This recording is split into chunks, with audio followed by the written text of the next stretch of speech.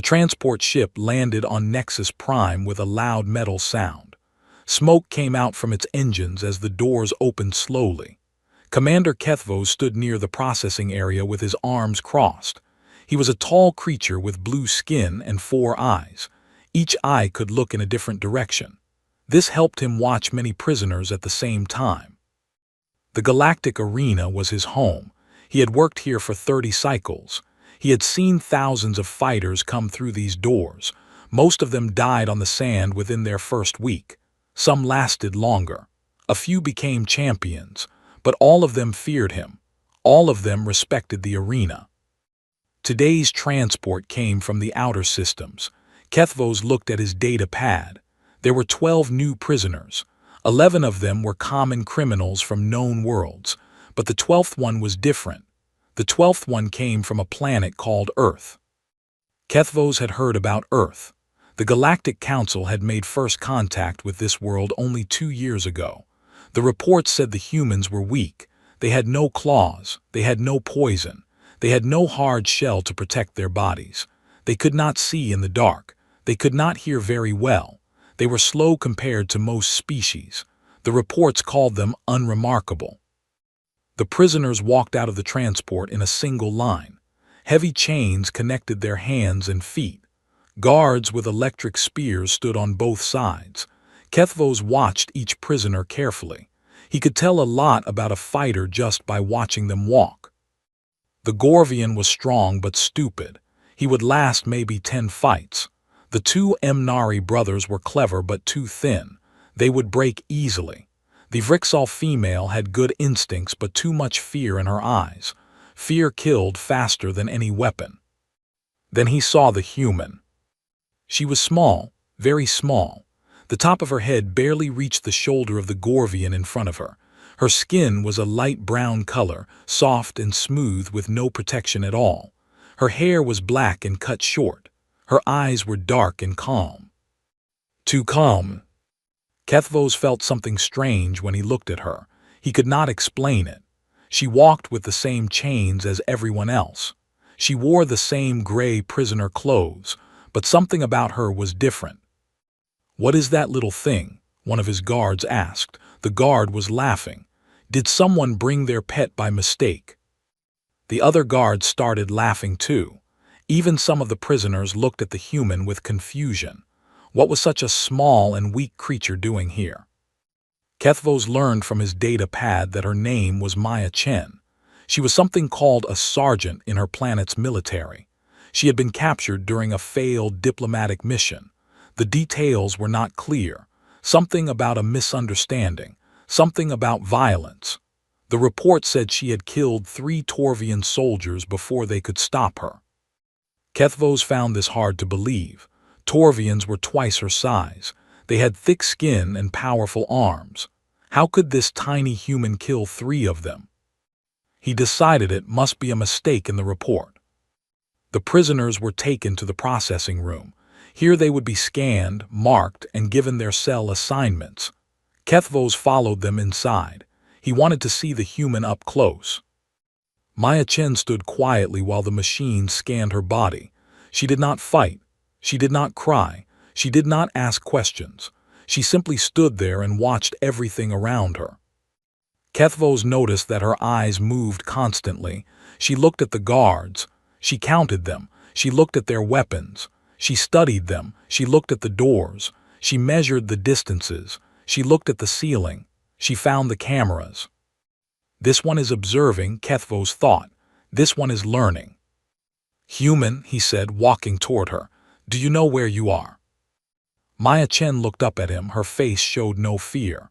"I know," she said. Her voice was quiet but steady. "This is the arena. Prisoners fight here. Most of them die. The winners get freedom. The losers get graves." Kethvos was surprised that she knew so much. "Your people have only been in the galaxy for 2 years. How do you know about the arena?" "I listen," Maya said. "I watch, I learn." "Then you know you will die here," Kethvos said. "Look at yourself. You are small, you are soft, you have nothing. The arena will eat you alive." Maya did not answer. She just looked at him with those dark, calm eyes. Kethvos felt that strange feeling again. Something was wrong here, something he could not understand, but he pushed the feeling away.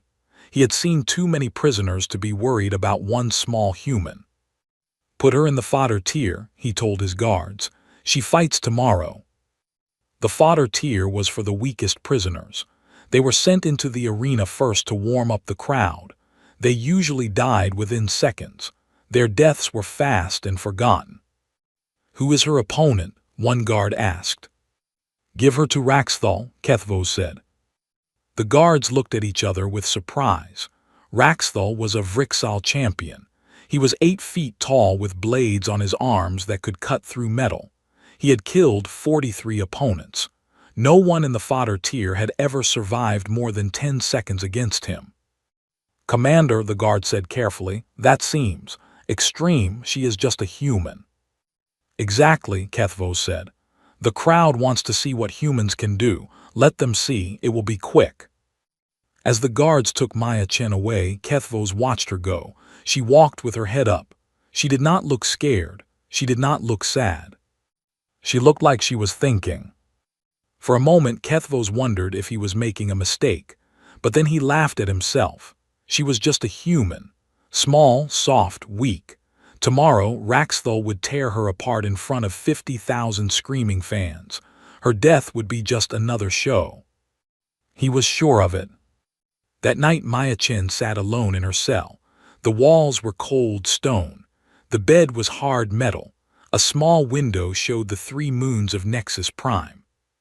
She did not sleep. Instead, she sat in the darkness and thought about everything she had seen. She remembered the guard positions. She remembered the weapon types.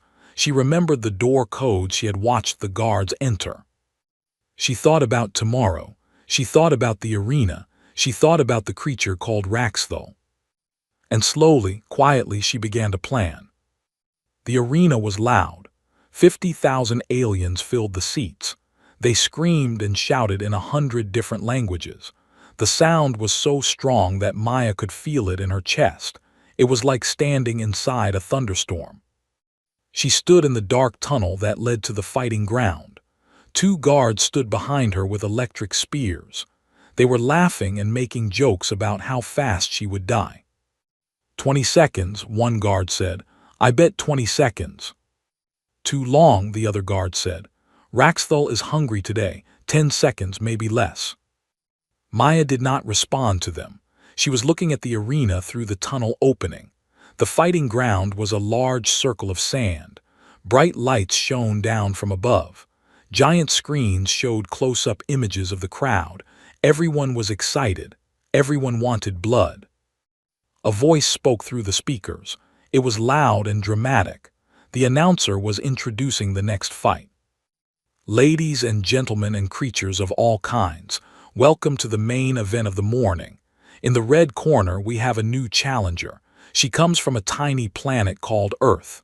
She is the first human to ever fight in our arena. Please welcome the human." The crowd laughed. Some of them booed. Others made sounds of confusion. A human? What was that? Why was such a small thing in the arena? The guards pushed Maya forward. She walked out of the tunnel and into the light.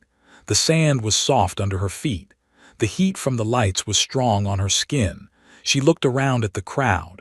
Thousands of alien faces stared back at her. Most of them looked amused. Some looked bored. None of them looked worried for her. "Good," Maya thought. "Let them underestimate me." And in the blue corner, the announcer continued, "Our undefeated champion of the fodder tier. He has killed 43 opponents without losing a single match. He is fast. He is deadly. He is Raxthal the Blade." The crowd exploded with cheers.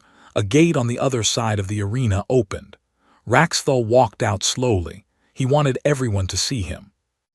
Maya studied him carefully.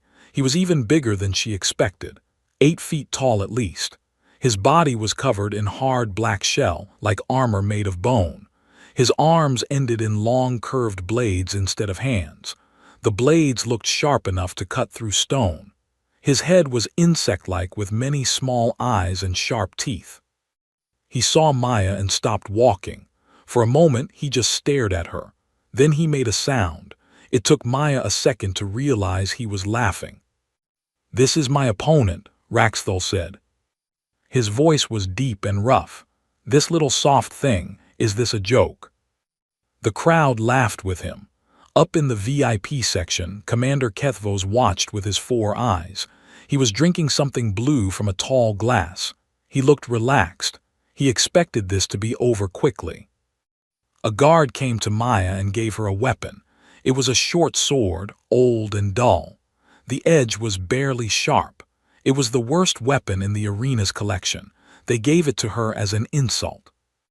Maya took it without complaint. She tested its weight. She moved it through the air a few times. Then she waited. "Fight," the announcer shouted. Raxthal charged. He was fast for his size. His feet kicked up sand as he ran. His arm blades were raised high, ready to cut Maya in half with one swing. The crowd leaned forward. The moment of death was coming. Some people were already looking away. They did not want to see the mess. But the mess did not happen. At the last possible moment, Maya moved. She did not try to block the blade. She did not try to run away. Instead, she stepped to the side at an angle that seemed impossible. Raxthal's blade cut through empty air where her body had been a moment before. The crowd went quiet for a second. What had just happened? Raxthal was confused too. He turned and swung again. Maya ducked under the blade. She was already moving before he finished his swing. Her body stayed low to the ground. She was fast, much faster than anyone expected. She struck. Her dull sword hit the back of Raxthal's knee, exactly where 2 pieces of his shell met. It was a tiny gap, easy to miss, but Maya had seen it. She had studied his body the moment he walked out. She had found his weak points. Raxthal screamed. It was not a killing blow, but it hurt. He had never been hurt in the arena before. "Lucky hit," he shouted. He swung his blades in wide circles, trying to catch her, but Maya was not where he expected. She kept moving, always at strange angles, always just out of reach. The crowd was silent now. This was not what they came to see. This was not a quick death. This was something else. Up in the VIP section, Kethvos put down his drink. His 4 eyes were all focused on the arena. He leaned forward in his seat. Maya continued her dance. She never tried to match Raxthal's strength. That would be stupid. He was much stronger than her. Instead, she used his strength against him. When he charged, she moved. When he swung, she dodged. Every time he missed, he got a little more tired. Every time she moved, she learned a little more about him. She hit him again, a strike to his other knee, then a strike to his elbow, then a strike to the soft place under his arm where his shell did not cover. Each hit was small. Each hit was painful. Each hit made him slower. 3 minutes passed. Raxthal was breathing hard. His movements were getting clumsy. He had never fought this long before. He did not have the energy for it. Maya was barely tired at all. "What are you?" Raxthal demanded. "What kind of creature are you?" Maya did not answer. She was done talking. She was done playing. It was time to end this. She waited for Raxthal to swing one more time. His blade came down hard. Maya stepped inside his reach, too close for his long arms to work properly. Before he could react, she jumped. She grabbed onto his shell and climbed up his body like he was a tree. Raxthal tried to shake her off. He spun around. He hit himself with his own blades trying to reach her, but she was too fast. She climbed up to his shoulders. She found the place where his head connected to his body. She saw the nerve cluster there, barely protected. She struck with her dull sword. She struck 3 times, fast and hard. Raxthal stopped moving. His eyes went blank. His body fell forward and hit the sand with a heavy sound. He was not dead, but he could not move. He could not fight. Maya jumped off and landed on her feet. She stood over the fallen champion and looked up at the crowd. 50,000 aliens stared back at her in complete silence. Then slowly someone started clapping, then another, then another. The clapping turned into cheering. The cheering turned into roaring. The crowd went crazy. They had never seen anything like this. Up in the VIP section, Commander Kethvos sat very still. His drink was forgotten. His 4 eyes were wide. He was not laughing anymore. 3 weeks passed after Maya's first victory. In that time, she became the most famous fighter in the arena's history. Everyone wanted to see the human. Everyone wanted to understand how such a small and weak creature could keep winning. The arena's owners were happy. Ticket sales went up every day. People came from distant star systems just to watch her fight. The betting houses made more money than ever before. Maya Chen was good for business. She fought twice more in the first week. Her second opponent was a Mnari named Visk. The Mnari were telepaths. They could read minds and see what their opponents would do before they did it. No one had ever beaten a Mnari by fighting them directly. Maya did not fight Visk directly. When the match started, Visk reached out with his mind to read her thoughts. He expected to find plans and strategies. He expected to know her every move. Instead, he found something strange. Maya was thinking about music, old songs from Earth. She was singing them inside her head, one after another, loud and fast and confusing. Visk could not make sense of it. The songs were chaos. They had no pattern he could follow. Every time he tried to focus, a new song started. His telepathic powers became useless. While Visk struggled to understand her mind, Maya attacked his body. She was fast and precise. She knew exactly where to hit. Within 2 minutes, Visk was on the ground, defeated. After the match, scientists came to study the recordings. They were amazed by what they found. Humans, they learned, could think about multiple things at the same time. They could split their minds in ways that other species could not. This made telepathy almost useless against them. Maya's third opponent was much bigger. His name was Goroth, and he was a Gorvian rock giant. Gorvians were some of the strongest creatures in the galaxy. Their bodies were made of living stone. They could take incredible damage and keep fighting. No weapon could cut them. No blow could break them. The fight looked impossible for Maya. Goroth was slow, but he was almost invincible. Every time Maya hit him, it was like hitting a mountain. Her sword broke against his skin. Her kicks and punches did nothing. But Maya did not try to hurt him. Instead, she ran. She made him chase her around the arena. She moved fast, always staying just out of reach. Goroth followed her, getting more and more frustrated. The crowd booed at first. They wanted action, they wanted violence, but then they noticed something. Goroth was getting tired. Gorvians were strong, but their bodies were heavy. Moving took a lot of energy. Their slow metabolism could not keep up with long activity. After 30 minutes of chasing Maya, Goroth was stumbling. After 45 minutes, he could barely stand. After 1 hour, he fell down and could not get up. Maya won without landing a single blow. The scientists studied this too. They learned something frightening about humans.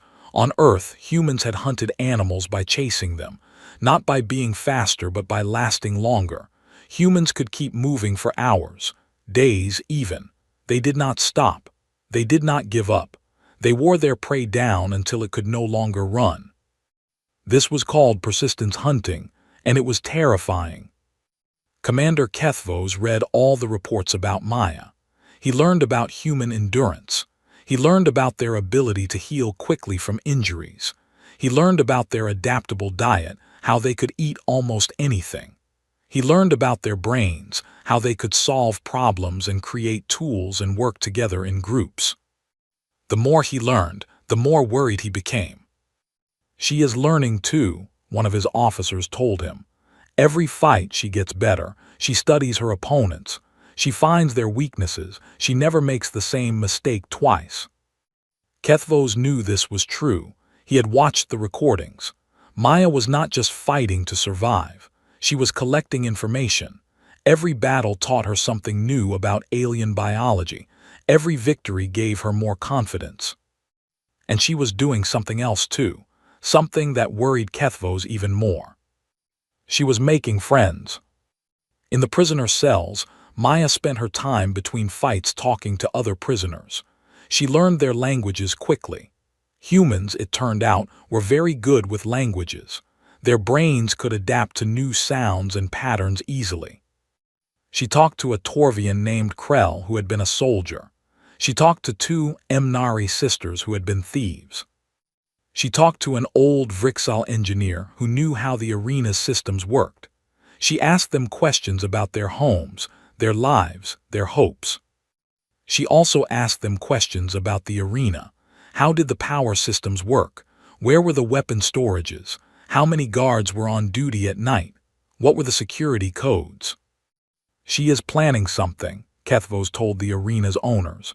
She is not just a fighter, she is a soldier. She is thinking like a soldier.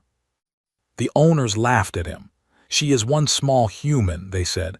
What can she possibly do? She is making us rich. Let her fight. Let her win. Let the people enjoy the show. Kethvos wanted to argue, but he had no proof. Maya had not broken any rules. She had not tried to escape. She was a perfect prisoner. That was exactly what worried him. One night, Kethvos went to Maya's cell. He stood outside the bars and looked at her. She was sitting on her bed, calm and quiet like always. "I know what you are doing," he said. Maya looked at him. "I am doing nothing. I am a prisoner. I fight when you tell me to fight. I wait when you tell me to wait. You are making alliances.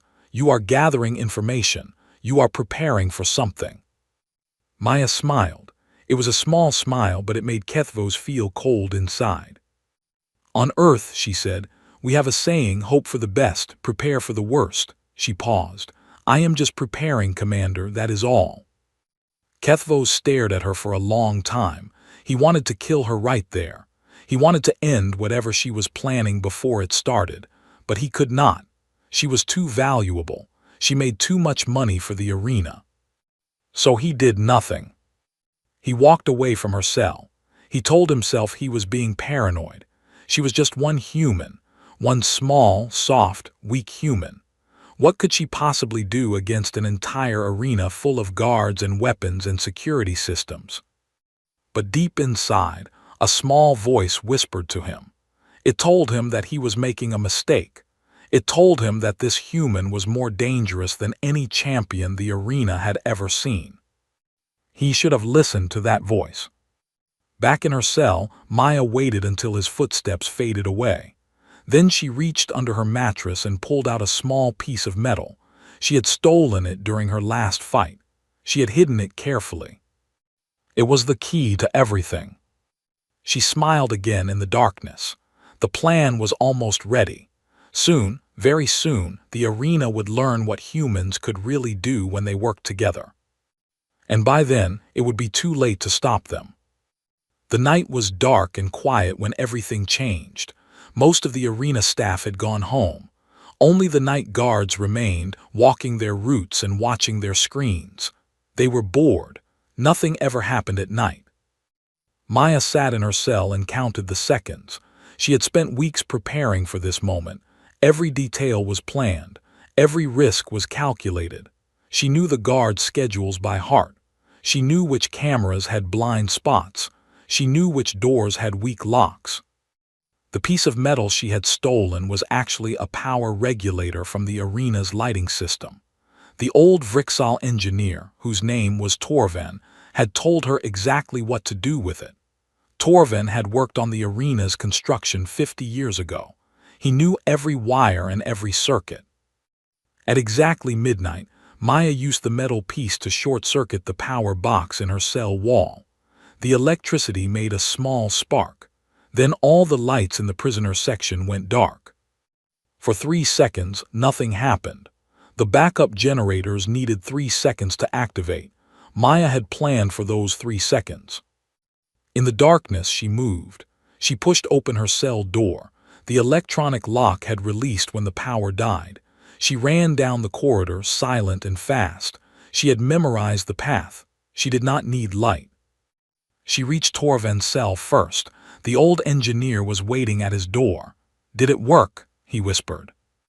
"The backup power is coming," Maya said. We have maybe 2 minutes before they realize what happened. Let us move." They ran together through the dark corridors. Maya opened other cells as they passed. Krell, the Torvian soldier, joined them. The Imnari sisters, Vesa and Nira, followed close behind. More prisoners came out of their cells, confused but hopeful. "Stay quiet," Maya told them. "Follow me. Do exactly what I say." They moved through the prison like ghosts. Maya led them through maintenance tunnels that Torvin had told her about. These tunnels were never guarded. No one thought prisoners could find them. By the time the backup power came on, Maya and her group were already past the main security area. The alarms started ringing. Red lights flashed everywhere. Guards shouted into their communicators, but they were looking in the wrong places. "How does she know where to go?" Krell asked Torvin. "She asked questions," Torvin replied. Every day she asked more questions about the arena, about the systems, about everything. I thought she was just curious, but she was building a map in her head. In the security center, Commander Kethvos watched his screens with growing horror. Camera after camera showed empty corridors. The prisoners were gone, all of them. Almost 100 fighters had disappeared from their cells. "Find them," he shouted at his guards. "Search everywhere." But his guards were already running into problems. Someone had moved the weapons from the main storage room. The electric spears were missing. The stun grenades were gone. Even the security doors were not responding correctly. "Sir," one of his officers said, his voice shaking, "she did not just escape. She sabotaged our systems. She has been planning this for weeks, maybe longer." Kethvos felt cold fear in his stomach. He had warned the owners. He had told them Maya was dangerous. They had not listened. Now it was too late. Maya led her army through the arena's lower levels. They picked up weapons from a hidden spot where Torvin had helped her store them earlier. Nothing fancy. Clubs and pipes and pieces of metal. But in the hands of fighters who had killed in the arena, these simple weapons became deadly. They met their first group of guards near the food storage area. There were 6 guards with electric spears. They saw the prisoners and raised their weapons. "Stop," the lead guard shouted. "Return to your cells immediately or we will." He never finished his sentence. Maya had trained her people well. The Imnari sisters moved first, using their telepathic powers to confuse the guards. In that moment of confusion, Krell and 2 other Torvians charged. They hit the guards hard and fast. Within seconds, all 6 guards were on the ground. "Take their weapons," Maya ordered, "and their communicators. We need to hear what they are saying." The group continued moving. They fought 3 more groups of guards. Each time, Maya's tactics worked perfectly. She used the big fighters to attack from the front. She used the fast fighters to attack from the sides. She used the telepaths to create confusion. Every prisoner had a role. Every prisoner knew their job. This was not a random escape. This was military strategy. News of the uprising spread through the arena. Guards started to panic. These were not normal prisoners. These were trained fighters who worked together like an army. Many guards ran away. Others tried to surrender. Kethvos locked himself in the main security center. He sealed the heavy doors and activated the emergency shields. He was safe here. The prisoners could not break through. He would wait for reinforcement from the city. He watched on the screens as Maya's army took control of the arena. They captured the remaining guards. They opened all the doors. They found the other prisoners who had not been part of the original plan and freed them too. In less than 2 hours, the entire arena was under prisoner control. Then Maya's face appeared on his screen. She had found a camera and was looking directly at it.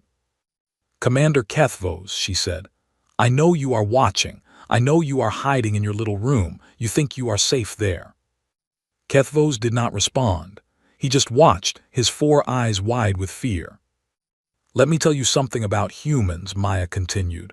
"We do not give up. We do not stop. When we want something, we find a way to get it. Always. You put me in a cage. You made me fight for your entertainment. You laughed at me because I was small and soft." She paused.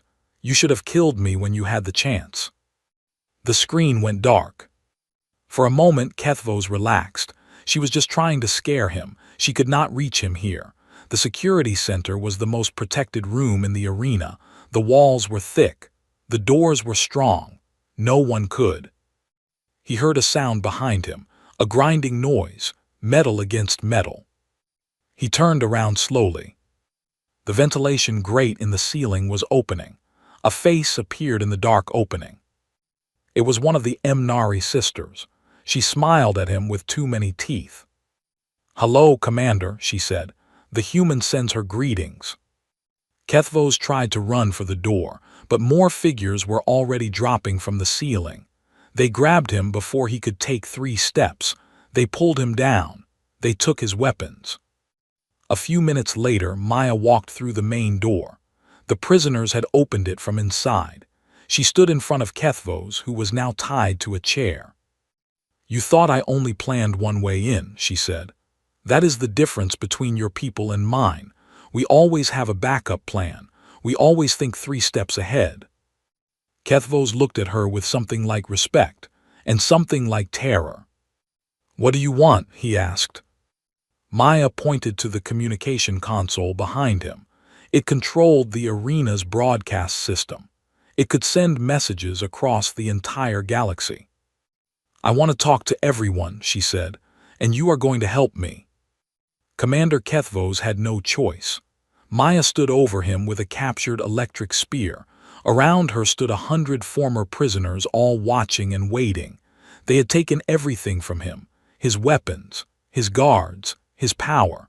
All he had left was his knowledge of the communication systems. "Open the broadcast channel," Maya said. Her voice was calm but firm. "Connect to the Galactic network. I want everyone to hear what I have to say." "If I do this," Kethvos said, "they will destroy you. The Council will send warships. The arena has powerful friends. You cannot win against the whole galaxy." Maya smiled. It was not a happy smile. "Open the channel, Commander. Let me worry about the galaxy." Kethvos entered his codes. The screens around them lit up. The broadcast system came to life. A small red light indicated that the message was going out, not just to Nexus Prime, not just to nearby systems. This signal was traveling across the entire galactic network. Billions of beings would see this. Maya stepped in front of the main camera. She straightened her torn prisoner clothes. She brushed the dust from her face. Then she began to speak. "My name is Sergeant Maya Chen. I am a human from the planet Earth. 2 years ago, my species made first contact with the galactic community. We thought we were joining a civilization of peace and progress. We were wrong." She paused to let her words sink in. "I was captured during a diplomatic mission, a mission of peace. I was brought to this place, the galactic arena on Nexus Prime. Here, prisoners are forced to fight for entertainment. Here, living beings kill each other while crowds cheer. Here, slavery is legal and murder is a sport." Behind her, Torvin worked on another console. He was pulling up files, records, video footage, everything the arena had tried to hide. "The galaxy calls this justice," Maya continued. "But I have seen the truth. Most prisoners here are not criminals. They are debtors who could not pay. They are refugees from poor worlds. They are people who spoke against powerful governments. They are the weak and the forgotten, sent here to die for the amusement of the rich." The screens around the room began showing footage. Fights that ended in death, prisoners being tortured, guards laughing as fighters bled on the sand. It was ugly and brutal and true. "I am showing you this because you deserve to know. Somewhere in the galaxy there is someone you love, a brother, a sister, a friend. They disappeared one day and you never knew what happened to them. Maybe they are here. Maybe they died on the sand." Maya held up a data chip. "I have the complete records of the galactic arena, every fight, every death, every payment made by every corrupt official who sold people to this place. I have the names of politicians who take bribes to keep the arena running. I have the names of business owners who bet on human suffering. She looked directly into the camera. I am sending these records to every news organization in the galaxy. I am sending them to every court. I am sending them to every government. The truth cannot be hidden anymore. Behind her, Kethvos watched in horror. The arena's secrets were being revealed to everyone. The owners would be ruined. The politicians would be exposed. Everything the arena had built over centuries was falling apart in minutes. But I have one more message, Maya said. This one is for the people of Earth. Her voice changed. It became stronger, harder. I know you are out there. I know you have been watching the galaxy, wondering where I went, wondering if I was still alive. I am alive, and I am not alone. There are humans in this galaxy who need help, traders who were cheated, explorers who were captured, diplomats who were betrayed. She stepped closer to the camera. Come and get us. Earth knows what happened to me. Earth knows what the galaxy has done to its children, and Earth is coming. The red light on the camera blinked off. The broadcast was complete. Across the galaxy, billions of beings had heard her message. Billions more would see the recordings. Maya let out a long breath. It was done. What happens now? Krell asked. The big Torvian stood nearby, still holding a captured weapon. Now we wait, Maya said, and we prepare. They did not have to wait long. 2 hours later, sensors detected ships entering the system. Kethvos, still tied to his chair, watched the screens with disbelief. There were not just a few ships. There were dozens, then hundreds. It is the Council fleet, one prisoner said, fear in his voice. They are coming to kill us. But Maya shook her head. She was looking at the ship markings. A small smile appeared on her face. Those are not Council ships, she said. The largest vessel in the fleet was broadcasting a signal. It came through the arena's speakers, loud and clear. Galactic Arena, this is Admiral James Webb of the United Nations Space Command. We have received your transmission. We are here to collect our people. Maya closed her eyes for a moment. Relief washed over her face. Then she opened her eyes and walked to the communication console. Admiral Webb, this is Sergeant Maya Chen. It is good to hear your voice. Sergeant Chen, it is good to hear yours. We have been looking for you for a long time. Are you safe? Safe enough, sir. The arena is under our control. We have prisoners from many worlds here. They need help. We are ready to provide it. And Sergeant, the whole galaxy saw your broadcast. You have started something big. The Council is in chaos. Governments are falling. People are demanding justice. Maya looked around the room. At Torvin, who had risked his life to help her. At Krell, who had fought beside her. At the Imnari sisters, who had trusted her plan. At all the prisoners who had followed a small, soft, weak human into battle. We did not start this, Admiral, she said, but we are going to finish it. In the hours that followed, Earth ships landed at the arena. Soldiers in unfamiliar armor secured the building. Medical teams treated the wounded. Social workers began the long process of identifying prisoners and finding their homes. Commander Kethvos was taken into custody. He would face trial for his crimes. Many others would join him. The records Maya had released would change the galaxy forever. As the sun rose over Nexus Prime, Maya stood on the arena's main balcony. She looked out at the city below. Somewhere out there, people were waking up to a new reality. The arena was finished. Its power was broken. Admiral Webb joined her on the balcony. He was an older man with gray hair and kind eyes. You did something remarkable here, Sergeant, he said. I just survived, Maya replied. That is what humans do. It is more than that. The galaxy underestimated us. They saw our small bodies and soft skin. They thought we were weak. They did not understand what really makes us strong. Maya nodded slowly. They will learn. Yes, Admiral Webb agreed. They will. Far below, the former prisoners of the arena were walking out into the light. They were free. Many of them were crying. Some were laughing. All of them were looking at the human ships in the sky with wonder. They would tell stories about this day. Stories about a small human woman who refused to give up, who turned a prison into a rebellion, who faced a galaxy of enemies and found a way to win. The aliens had laughed when Maya Chen entered the arena. They had called her weak. They had called her soft. They had called her nothing. They were not laughing anymore. And the galaxy would never underestimate humanity again.